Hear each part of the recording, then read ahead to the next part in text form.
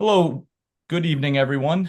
Episode 26 of the Matias Sports Podcast. I got Cooper Boardman from WEEI. He usually does the Red Sox pre and post game. If correct me if I'm wrong. I know I've heard you on the post game, probably doing some pre-game, and he's also a broadcaster that's done a variety of things with the Woo Sox, some hockey coverage. Feel free to just tell the world who you are. Yeah, Ken. Well, thank you for having me, first of all. Really No appreciate it. problem. Nice to talk to you. I guess a day after baseball season ends here, so we actually have time to have this conversation. And yeah, no, you hit most of the nail on the head there. It's been a lot of fun. Yeah, for sure. I mean, if you want to talk about your career, how you got into it, what's been your first love or passion, how you broke into the industry, because I love asking some of my guests how that is. Yeah. It's I feel like everybody's got their story, right? Like and we're all just kids, right? Like we're all just doing the thing that like we really like sports as a kid, and now for some reason Hmm. someone's paying us to do it. But I think that that is kind of the story. Like I grew up baseball was my first love. Is still my first love. And I grew up in Westport, Connecticut, so about 45 minutes outside of New York City. Grew up around New York sports radio a little bit, and I love baseball. And I got to high school, and my high school had a high school radio station, which was kind of a crazy thing. And I there was a kid who was a few years ahead of me who had been doing it, and I was like, wow, like this is a career, like this is a real thing that I could do. And so I went to college, and again, like not, dreaming that it could be a thing, but not necessarily knowing. Worked in the New England Collegiate Baseball League first for the Danbury Westerners. Shout out Danbury Westerners. Worked in the Cape Cod Baseball League with the Chatham A's for a couple of years. And then after a pandemic, tiny little pandemic, got ready to graduate and ended up in Worcester with the Woo Sox. And it's been crazy. It is, one of those things, and like there are plenty of cliches about like I can't believe I do this. Like this is a dream come true. But the cliches are legit. I mean, I Hmm. really feel that way. And working with the Woo Sox the last 4 years, Red Sox the last 2 years, it's been a crazy thing to be a part of, honestly. That's so cool. I mean, just to work with the Woo Sox and the Red Sox, like my childhood teams, basically when they were in Pawtucket, just going to games, stuff like that. And I was able to kind of have a media pass that I kept going. In other words, when they were in Pawtucket, even though it was good for a game, and I feel like I just kept getting by, but just to be in the locker room and just interview some of the guys and stuff, I'm like, I did that for fun, but I'm like, I wish I could do this for a career. And I know it's so tough. Obviously, you got so many people with so much more background than I do. But I mean, it's good to see people like you, Joe, Noah, like we were just talking about off air, like how successful they've become. And shout out to Joe. Congratulations on him getting married recently. That's quite Yeah, that's quite a big thing in life. So I seen Lyles, that. baby. So I don't know if he'll ever watch this, but no, Joe's a nice guy. But no, I mean, so you did go to Syracuse though, like how Yeah, you knew Noah and stuff. yeah. What, go ahead. And I've known Noah. Noah was, we were talking about Noah Eagle, right off air there, and like I've known, Noah was one of the first people I met when I got to Syracuse. Him and Drew Carter were like two of the people, I was like the gonna bring him up. yeah, like two of the first two people that I met. And you sit there, and people always talk about Syracuse as like, it's a great broadcasting school and all of this stuff. And there are reasons why I think that, and people think that. There are reasons why people don't think that, and I get that too. I'm not one of those people. But I think, when you talk about those two, couple of guys, and all of the amazing people that have come through that I've gotten to know in a short amount of time, there's a standard more than anything.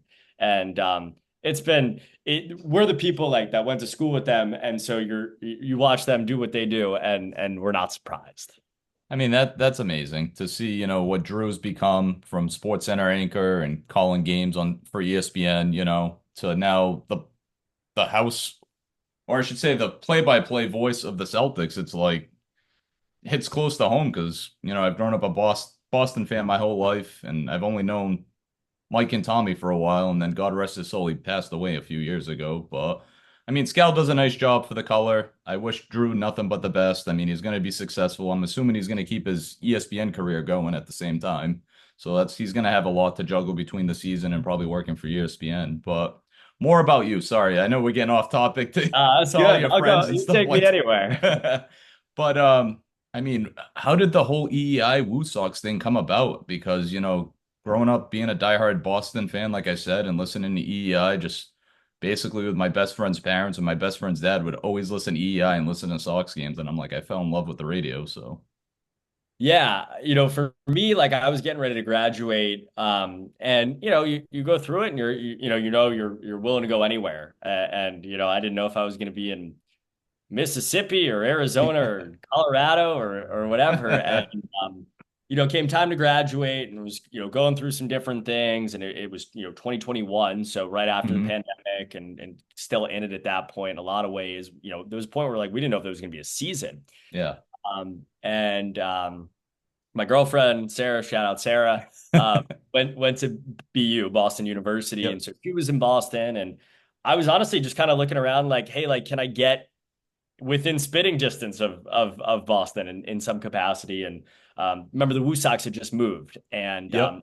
I got crazy lucky. Like it was just like these series of dominoes that fell that were like I was like, wow, I'm like interested in going there and going and being in Worcester because of its proximity to Boston, because of the Red Sox organization, a new organization. hmm And they had an opening for what essentially was like a glorified intern. And I was like, all right, I'm gonna, maybe I'll go do that. And I applied for it, and I got it. And it was like, maybe you'll be on the air, maybe you'll kind of, but you'll do the game notes and write some stuff and just kind of help out wherever. And I was like, you know what? I don't know what this is really. Like I wasn't 100% sure, but I knew the lineage of Pawtucket broadcasters. I knew what it was like to be in Massachusetts, what it was like to be around the Red Sox organization. And I was like, you know what, let's give it a try. Like literally, like let's just give it a shot. And so that was the first domino. But I got there, and then Nesson, we found out like not that far before the season that Nesson was going to take the game. So now all of a sudden, instead of two broadcasters, we needed four, we needed five. And so I started doing sideline reporting for the Woo Sox and being actually on the air. And really kind of from that point on, it was like, all right, and I'm a part of this. And when I moved to Worcester, I didn't know, and I lived in Worcester for 3 years. I didn't know if I was going to be there for 3 months, or if I was going to be there for longer. And I hoped it was going to be longer. And obviously it turned into a lot more. And Josh Mauer got the job. Josh was a phenomenal broadcaster, hmm got the job with Milwaukee Brewers after the first year. Then they needed more people, more help, and it just kind of grew into that. And then after a couple of years, WEEI had their opening, and I was like, I know some stuff about the Red Sox, and especially right now, right, this moment of Red Sox baseball where on any given night, you turn on the TV, you put on the radio, you go to Fenway, you look out there, they're all Woo Sox, like for the most part. And hmm so, it was kind of a natural progression from there. And like I said, it's been awesome to be a part of.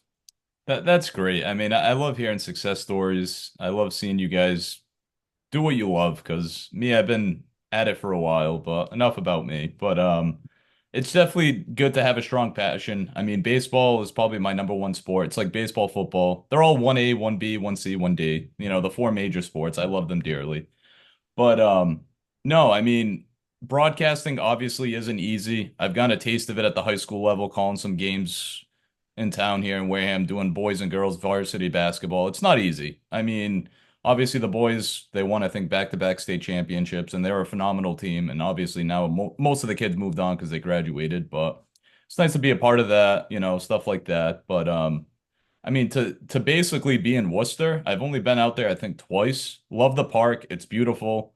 The area is not bad. I mean, I haven't really explored it, but it seems like it's just very family friendly. I guess I'm trying to say that right. Yeah.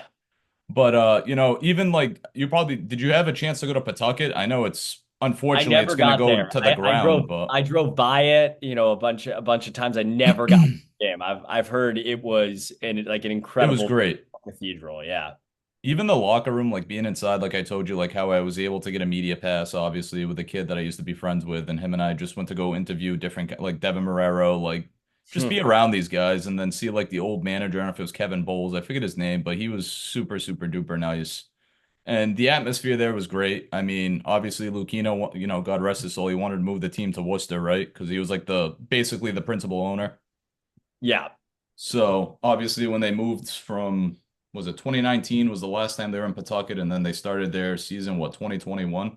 Yep. First year was 21. Yeah, that's probably the only two times I've probably been was probably the inaugural season. But I mean it's great. I know I'm jumping around here, but it's great to see you do that and then transition to the EEI side and basically talk to likes like Joe Castiglione, Lou Merloney, Joe Weil. Obviously, you and him kind of share the duties on that. Rob Bradford, I mean, Ken Laird seems like a super duper nice guy too. I've spoken to him obviously on Zooms or Totally. Teams and stuff Yeah. like that. Pretty personable guy, but I think I've been to, they're still in Brighton, right? Because you guys share a building. I Yep. think I've been there once, to be honest. So I've been to the studios, I think once and spoke to somebody. But Yeah. no, I It's mean, a fun place to be. I mean, it really is. Like it's and for me, like I came to Worcester and I was kind of learning what it was all like here.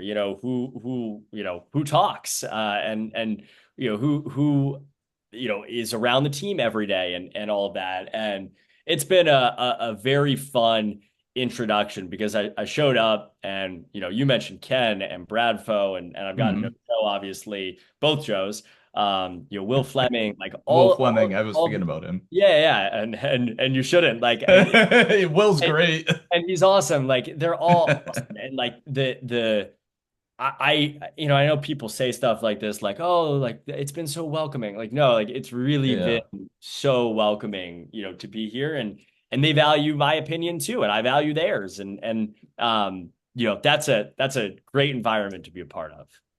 I know, I don't know what their plan is. I don't know if you can speak about it. I understand if you can't, but what is maybe the plan heading into 2025 with the whole broadcasting crew? Do you No, know you're anything at all? No, I don't know anything. You're asking the money No, question. I just figured to throw it out there. I'm like, maybe it's a rotation. You and Joe can get on a call, like Lou. I don't know who's gonna do like the play-by-play, but Yeah, obviously, yeah, hopefully, Will still be with the yeah, team and EEI. yeah. But Yeah, it'll be interesting. I think we're all right now still, like Joe's celebration as we have this conversation, Joe's celebration was yesterday, and what an amazing thing that was. I've been, it's been 2 years at EEI, and one of the coolest part about what Joe Weil and I do is, okay, we do the pre and post game. That's a lot of fun, sure, it but is. during the game, we sit in the booth at Fenway Park, and I'm sitting 5 feet behind the Yeah. literal Hall of Fame voice of the Boston Red Sox, Joe Castiglione, in the Joe Castiglione broadcast booth, and watching him go about his business and watching all of they talked about on this broadcast yesterday for a while, but watching Pedro walk in and embrace Joe and Poppy walk in and embrace Joe and all of the and then I can name 50 other Red Sox that have done that in 2 years, and you realize, you know, and I'm learning, like I'm still, and we all are, but I'm learning how Yeah. to do this, right? And to realize that he has made not only like he's a great broadcaster, and He that's one thing. is. That's why he won the Ford Frick, and that's awesome. But to be the human being that he is over 40 plus years, he has touched so many people on so many levels, players, coaches, broadcasters, people in the Red Sox organization, people outside of the Red Sox organization, fans, people he's never met, or at least who have listened to him. Like it's an amazing thing, and like and then you think about yourself, right? Always like you're sitting there, and it's like I hope to do a sliver of what he has done in his life. That will be a full and happy life. No, for sure. I mean, the closest I got to Joe was interning at Channel 5, being in the sports department a couple years ago with his son Duke. I mean, I was working with him, Bob Halloran the most. I mean, I had a fun time. Josh Brogadier, just working there was awesome and interning there. So I was like, damn, this like fits me well. And that's the closest I've gotten to Joe's his son. So I've obviously That's pretty spoken to good. Duke. Yeah, I mean, that's pretty good. Unfortunately, I haven't got to the man, myth, the legend, but his son's great too. But no, it's nice. It was at 42 years he spent, with the Red Sox and stuff like that. And now he's still going to be a part of the team and be an ambassador and go to events. And apparently he might call some games still too, like on a Yeah, sporadic who knows? basis. I Yeah. know this. Like he'll be around, and Yeah. that's the way we want it to be. Like he was talking about planning out fantasy camp in February, and I was Yeah. talking to some other people who were going down to fantasy camp and stuff. So when you are who he is Yeah. as a person and what he means to the organization. I'm not going to speak for him, but I would imagine he will be around as he should be. Yeah, for sure. And staying on that topic, seeing we were talking about the Red Sox, they ended the season last week, yeah. Yesterday, I should say. 81 and 81. 3 game improvement from last year. 3 games in the loss column improvement. What's your thoughts on the 2024 Boston Red Sox? Because it's just been a whirlwind a year of ups and downs, highs and lows, and I don't know what else to say about Oh, you did it all. it. I think all of that and more. 81 and 81 sounds about right. I think, hmm people who listen to the shows on EEI, I make people mad because I'm a little bit more positive than I think people want to be, which is cool. Like that's, it's not so much like I'm trying to be some shill for something. It's more just like the way that I look at the game and the way that you look at the sport. Like baseball's not easy, and and For sure. that might be the headline of the 2024 season. Baseball isn't easy. Baseball isn't boring, but it's not easy either. And I think that when you look at this season, there's obviously market improvement. What happened, with the young guys, with Tristan, with Willie Abreu, with the rotation, with Tanner Houck and Cutter Crawford. I think you can zoom out and say there is a lot here, Jaron. Obviously, hmm there's something here. And whatever it is, it's good. Cedar Raphael is a part of it as well, and so on and so forth. Like but you look around baseball, and as we have this conversation, the Mets and Braves are finishing up that crazy doubleheader. The playoffs start tomorrow, and you look at what Baltimore and the Yankees are. You look at the year that the Guardians have had, and you look at like even the Royals and the Tigers, like the way the Tigers have pitched down the stretch and the way the Royals spent in the offseason, and that was the difference between them getting in and not. And that's really just the American League. Like it's really hard to win. There are a lot of really good teams. I think I mean, think of the Mariners rotation and how good they are. Yeah. They didn't sniff it this year. It takes stars. It takes a lot of really good players to get to the postseason. And the Red Sox have a lot of players that I think will be really good players, and they have some really good players on their roster, like we were talking about. Um, but they didn't have enough. And I don't think that that's a particularly hot take. I don't think there's anybody who watches this team and feels differently.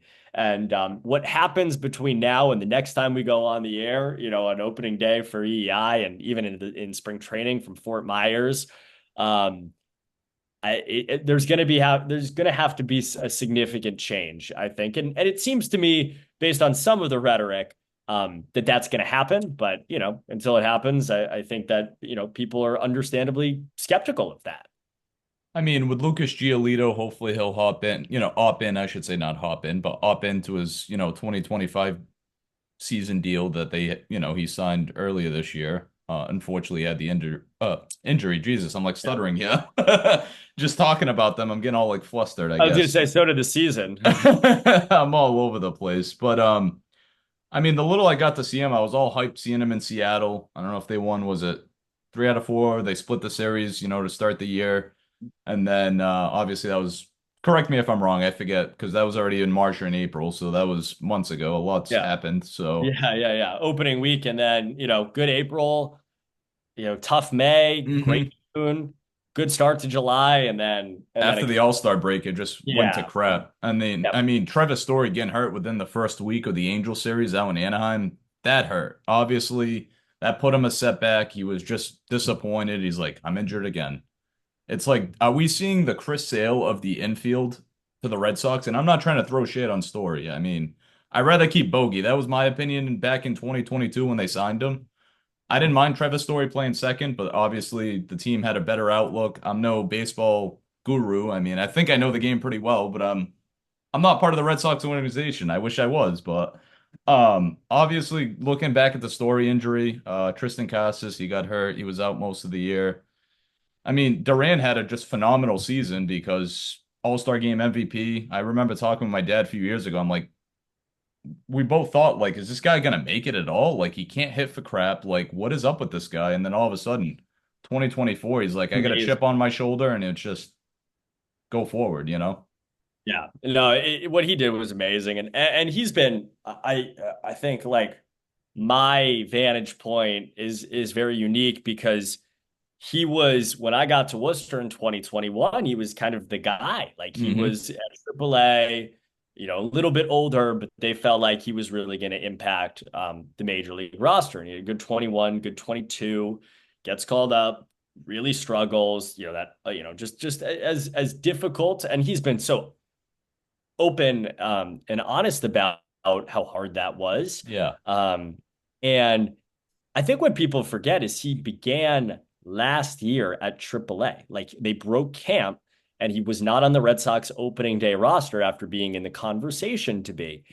And that period of time, like the month and a half, and I forget exactly how long it was at AAA, was so interesting to watch him work, because then when he went back up to the big leagues, it was like, I think, like we were saying, kind of like, we don't know what's going to happen, obviously, but it felt like he was in the best position over that 3 year span to be successful at the major league level. And he was. And, underratedly, like, he had an awesome year last year in 2023. He just got hurt. Hmm. Um, and then obviously he's a superstar. Like, he's an absolute stud in this game. And I think the thing that, and we've had this conversation in the pregame, I think Will made this point at one point, is the thing about him is, even if this is the best hitting career or hitting season of his career, like, maybe he doesn't slug the way that he did, next year, and maybe he doesn't hit for average as well as he did this year, he's still going to be a big time star in the game, because he's going to turn singles into doubles. So he'll slug that way. Maybe he'll hit his share of home runs, and he's turned himself into a top level elite defender in the outfield at two positions. And that's what's cool. Like, you have two stars. Like, you have Durant and Devers before ink is dry on anything this winter. It's time to go supplement that, Hmm. obviously. But you've got those two guys there that, like, that's a core that anybody in baseball would build around, as you know.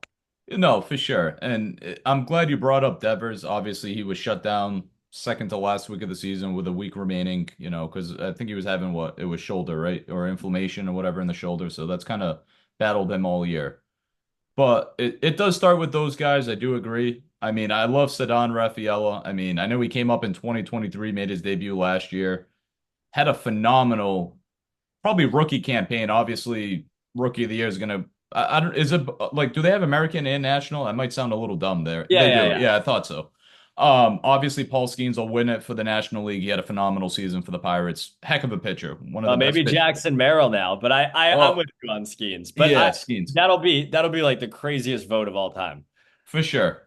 Merrill, he was with San Diego, San correct? Diego, yeah, Yeah, and yeah. he I had don't an know much about him. unbelievable. I've heard the name, but going back to the Sox, sorry for a second, but Rafaela, I feel like he should be in, the rookie of the year candidate. I mean, I don't know if Jackson Holiday will. I mean, obviously he was up and down throughout the season.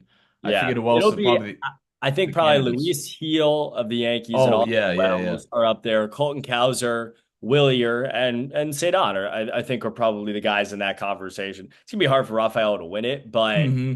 I look at that contract too over 8 years, and it's a good contract, because even if he doesn't hit that much, you've locked in elite level defense, and we know how For important sure. that is. I think, he's one of the, there's just so many interesting little roster things on this. It's like, is he going to hit better than he did? Because if he can impact the baseball, like if he can slug a little bit more, that's a complexion changing deal in the Red Sox lineup. Because for a lot of the second half of this year, he wasn't, which is okay. Like, he was a rookie being asked to play two premium positions and play them well and fill their shortstop issues when Story got hurt. All this, Hmm. he did that. He had a good year. Um, but I think people think that there can be more, and I'll be excited to find out if there is soon. For sure. I mean, sticking with the young guys, and obviously I'm not gonna go geeky over this, but it's nice to see, Kristen Campbell win minor league player of the year or whatever. I mean, that's wonderful because he's been up there with Bobby Witts of the world and the holidays and stuff like that. Then you got Marcelo Mayer, or I'm saying his name right, I hope. Meyer, Meyer, sorry, I'm close enough. close. I always mess up it. I always botch his last name, damn it. Anyways, Roman Anthony, like you got so many guys in the farm system, and it's like they're at the AAA level. And now what's the next step? Do you trade them? Do you get more starting pitching? Do you get a number, maybe two or three on a rotation? Like, what's your thoughts heading in? I know you said there's going to be hopefully changes happening. I know they just had the end of the year presser today, but what are you hoping that this team does and keeps around and can ship out in a deal? Yeah, I think, it talk about a series of money questions, right? And I think, they have done pretty much every if you just look at what's happened, right? Like these guys at any point could have been traded. The three you talked about and Kyle Teal at any Kyle point could too, have yep. been traded. But they weren't.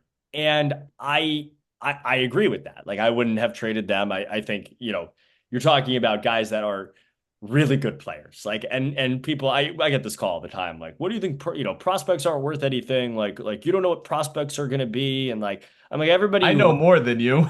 Yeah, like That's what you're gonna well, tell it's them. just like everybody that you love, like if you love Rafi or you love Xander or you loved Mookie or like whatever, Yep. like you like them like they were prospects. Like they didn't just wake up like born again into a major league uniform. That's not how it works. Like so, that's part one. And I think that, some or all of those guys will be a part of it.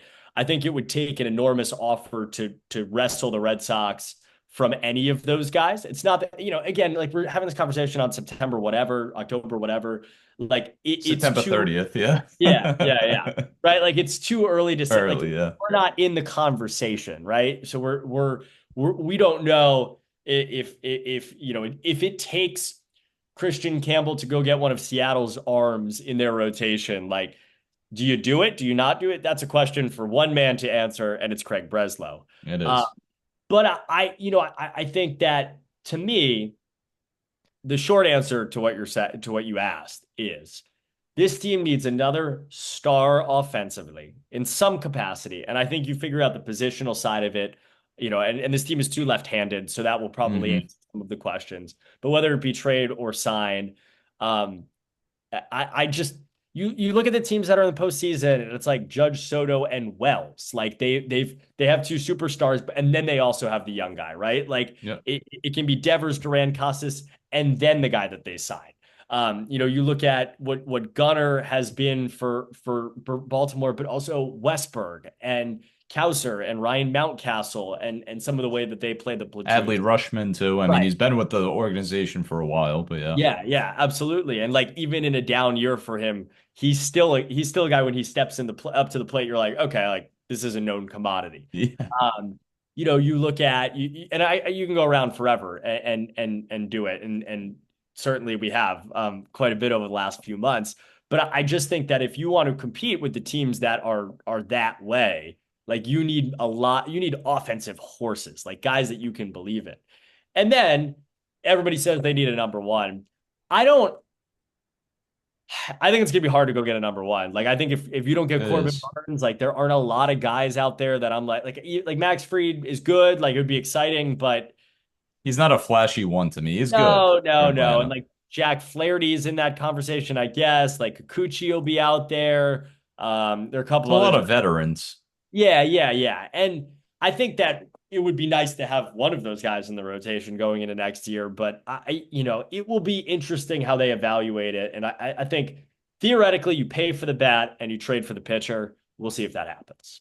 I mean, going down the rotation quickly, Cooper, you got probably Giolito one, Bayo Hauk two, three. Pavetta's probably gonna walk. Crawford will be a fourth or fifth. And who am I missing out of the rotation this past year? Well, I I mean, think I think you probably look at I think Houck's your again so like there's spot open right yeah, at the one spot and if they don't go and get a top end guy it'll be Houck as your one. Hauk, Um, okay. I think Bayo is in the conversation to be your two, Two, like yeah. 2, 3. Him and Crawford are probably interchangeable. We talked about Giolito. I think he's probably more closer to the back of that rotation. Back. Because he's got to Uh, prove himself. yeah, and Yeah, that's I a don't good think point. that anybody knows what he's going to be going into next year. Could be great, but we don't know. Richard Fitz and Quinn Priester, Oh, I was forgetting about are in them. the rotation, and so like those guys will fight for it. But if you've got four signed, you're going to go get out a start. You go get a starter on the open market or via a trade. That's five, and then you have Fitz, Priester, 6, 7. I'd walk into that and feel really good. But the Hmm. question will be who's not here that's going to be here. And another thing that stands out to me, I don't know if you can touch on it. What is up with Kenley Jansen? Apparently, he chose to go home before Yeah, the end of the season and talk to Core. So I was kind of curious, staying on the pitching side, but now we're on the bullpen side of things. no, it's true. I don't quite know. I mean, Alex, I only know what's been said, Hmm. and I believe it. Like Alex said that Kenley's, basically gave him permission to go, Yeah. um, at the end of the year, and I think that's kind of all there is to it.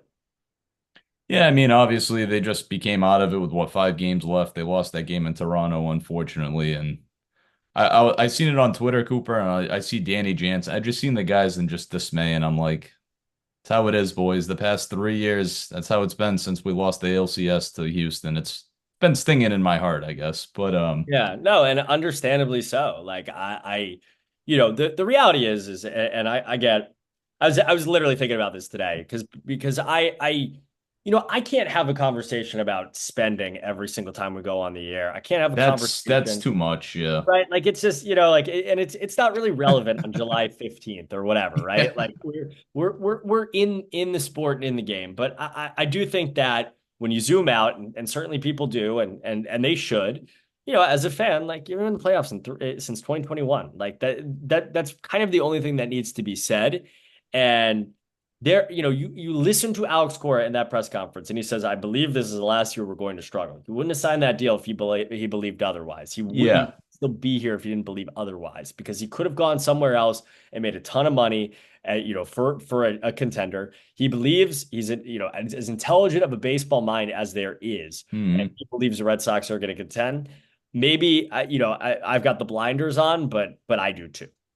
I hope so too, because in core we trust a lot of people. I hear it a lot because I listen to 98.5. No offense to EI.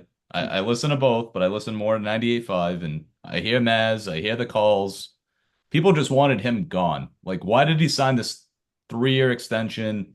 Yada yada yada. It's a family thing. I'm like, who are you gonna put in to replace him? Andrew Bailey, the first year pitching coach that used to be with the Sox years It's ago. You're just it's gonna the throw the him? the Alex Cora discourse is misguided. I again, like, You know him what better than I do. I mean, it's probably a, and interviewing it's him not and like, stuff like yeah, that. yeah, and it's not even like I know him crazy personally, Yeah. or anything like that, but he makes the right decisions so often. Like Hmm. and people get so mad about X, Y, or Z. Everybody's mad. Everybody does that around baseball about their manager, I promise. But like, this is a person that, like, when you talk about Jaron Duran and Willier and Tristan and Sadon and Hauk and Crawford and like these young guys that have made genuine big league impacts, when you talk to them, and I think about this I'm 25, right? And so these guys are all 25, 26, Your 24, age, yeah. right? All my age. And I came into the organization in 2021. A lot of them were in the organization already. A lot of them were 19, 20, 21 coming into this organization. And Alex Cora to me, and I've had this conversation with these guys, Alex Cora to me and Alex Cora to them represents the gold standard. He's the guy Hmm. that came to the organization and just won a World Series, has been the voice and the mouth of the organization for as long as they've been there. And if you want to cut that head off, you'd be a lunatic. You'd be an Yeah. absolute lunatic. The trust that they have in him, Hmm. tells the whole story. For sure. With that, I know we're running short on time. Feel free to, throw out your socials. I thank you so much for you taking like 35, 40 minutes of your time. So feel free where they can follow you and make sure to give them a listen on EEI if you're still going to do shows in the Yeah, off yeah, season. yeah. Well, I think we'll have some in the winter. We'll get there. At Cooper K Boardman on Twitter. Sorry, on X. Whatever. But Ken, this was a blast. Anytime, and I really appreciate you having me on. No, no problem at all. Thank you so much, sir.